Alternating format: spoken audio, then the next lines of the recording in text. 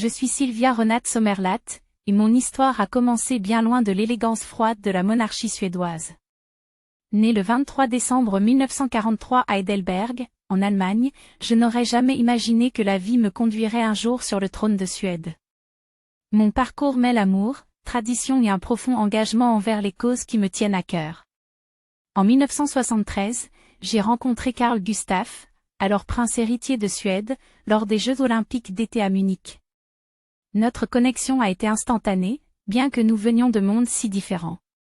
Le chemin n'a pas été facile, nous avons affronté le scepticisme des traditionalistes qui se demandaient si une roturière aux racines à la fois allemandes et brésiliennes pouvait s'intégrer à la famille royale suédoise.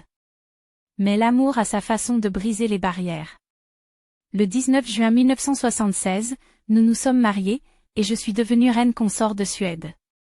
Mes premières années en tant que reine furent un tourbillon d'adaptation et d'apprentissage.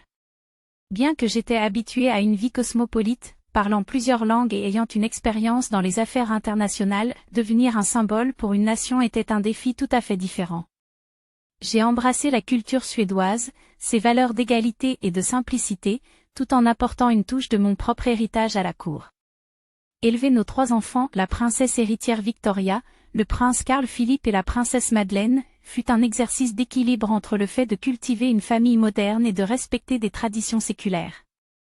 Mais notre famille a toujours été mon ancrage, et les voir grandir dans leur rôle tout en trouvant leur propre chemin a été l'une de mes plus grandes joies. Au-delà de mes devoirs en tant que reine, j'ai trouvé ma véritable vocation dans le plaidoyer. Dès le début de mon règne, j'ai pris conscience de la plateforme dont je disposais pour engendrer des changements. En 1999, j'ai cofondé la World Childhood Foundation pour protéger les droits des enfants et combattre l'exploitation. Ce travail m'a mené aux 4 coins du monde, exposé aux dures réalités auxquelles de nombreux enfants font face.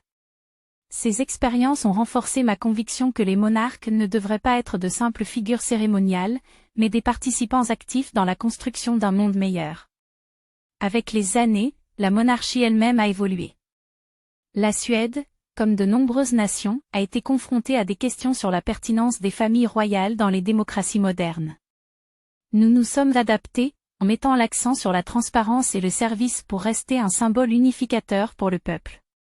Ce ne fut pas toujours facile, mais je suis fière de la manière dont nous avons maintenu le respect et l'affection des Suédois.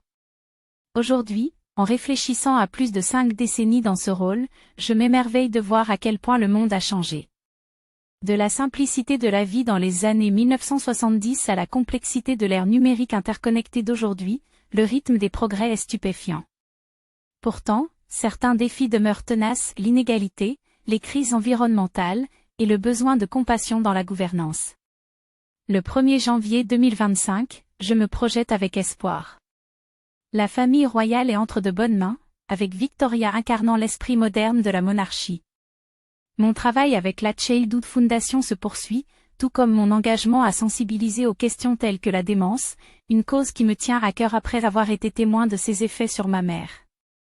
À travers tout cela, je reste Sylvia, fille, épouse, mère et reine. Ma vie est une tapisserie de devoirs et d'amour, tissée avec les fils de mon héritage et le tissu de la Suède.